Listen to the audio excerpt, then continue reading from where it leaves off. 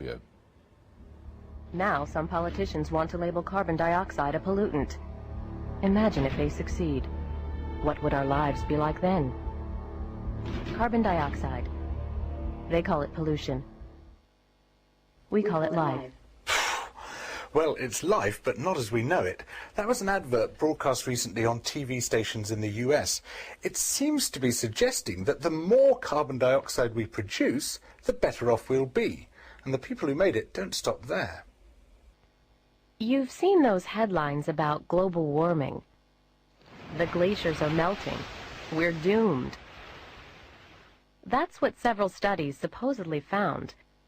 But other scientific studies found exactly the opposite. In fact, 70 out of the 81 glaciers measured by the World Glacier Monitoring Service are shrinking. This pattern, the service says, provides clear evidence of a warming climate. So who made these videos? It's called carbon dioxide. A lobby group called the Competitive Enterprise Institute.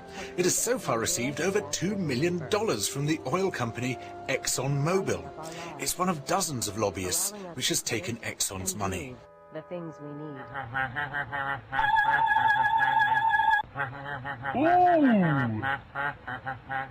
The man who made this spoof of Al Gore's film on climate change claimed he was just an amateur. But his emails came from DCI, another lobby group funded by Exxon.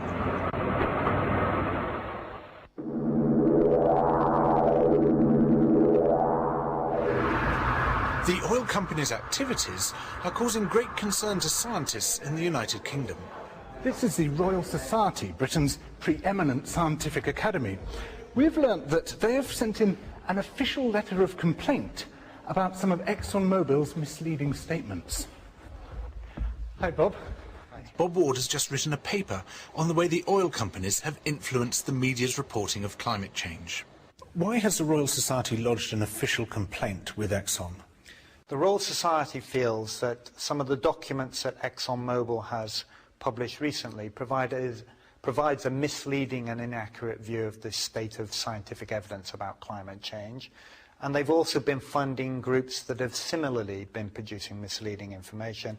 And so we've asked Exxon-Mobil to stop doing that. One of the journalists singled out for criticism by the Royal Society is the Daily Mail's columnist Melanie Phillips. In 2004, for example, she wrote that, far from being proved, the claim of man-made global warming is a global fraud. Could it be that you are an unwitting dupe of Exxon-Mobil's? It could be. It could be. I have no idea who funds the people that I read and listen to. But I very much doubt whether they are all in the pay of the wicked oil industry. It seems to me that the assertion that underpins it, that we are living through, the warmest period in history, is simply not true. The climate was, 2 degrees warmer 1,000 years ago. But Melanie, that's simply untrue. I mean, it was 1,000 years ago. If you're talking about the beginning of the second millennium, it was about 0.2 degrees warmer than the preceding centuries, but still 0.6 degrees cooler than it is today. Well, you say that, but I'm given to understand that is not true. Gold leaf are made of the finest Virginia tobacco in the world. We've been here before. A few decades ago, the tobacco companies could blithely create the impression that cigarettes were good for you. Players Gold Leaf are really worth smoking. I'd like you to rise. For a long time, the bosses of the tobacco firms stuck to their claim that cigarettes did not cause cancer and weren't addictive. 50s. Yes or no? Do you believe nicotine is not addictive? I believe nicotine is not addictive, yes. Mr. Johnston? I believe nicotine is not addictive. I believe that nicotine is not addictive. We have to sell cigarettes to your kids.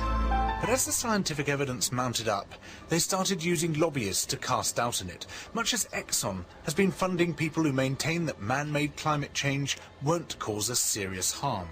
But the connection doesn't end there. The tobacco industry, how low will they go to make a profit? I've discovered that there's a direct link between the tobacco companies and the claim that climate change isn't happening. Searching through their archives, I've found that Philip Morris was one of the first organisations to throw a smokescreen over global warming. Why? Well, the documents I've found show that in 1993, Philip Morris's public relations company advised that a so-called grassroots coalition should be set up to cast doubt on studies showing that second-hand tobacco smoke is dangerous for health. In order not to excite suspicion that Philip Morris had funded this coalition, they suggested that it should link the tobacco issue with other more politically correct products and campaign on issues like global warming. The group Philip Morris set up became one of the major organisations casting doubt on climate change. It was called the Advancement of Sound Science Coalition. It later took $30,000 from Exxon. Some of the invented scientific research this group has circulated, such as the idea that large numbers of glaciers are growing, has been cited by Melanie Phillips. There are people who say that the majority of the glaciers are not retreating.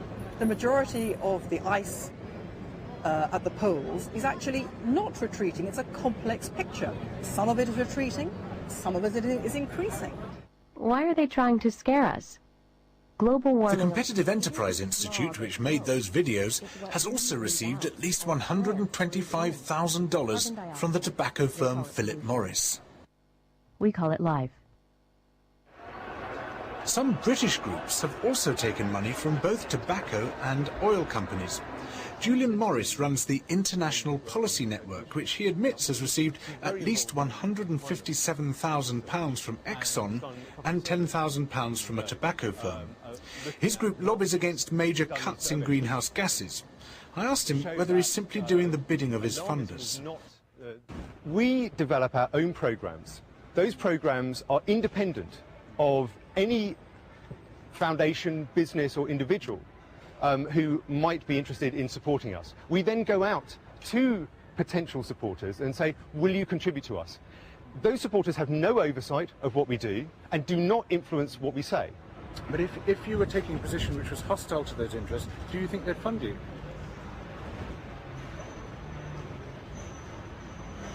Clearly, people who support International Policy Network believe in what we do. Same lobby groups, same people, same tactics. Is there any significant difference between the corporate campaign to cast doubt on the dangers of tobacco smoke and the campaign to cast doubt on the dangers of climate change? George Monbiot's personal view. Well, we did hope to speak with someone from Exxon-Mobil at this point, but they declined to make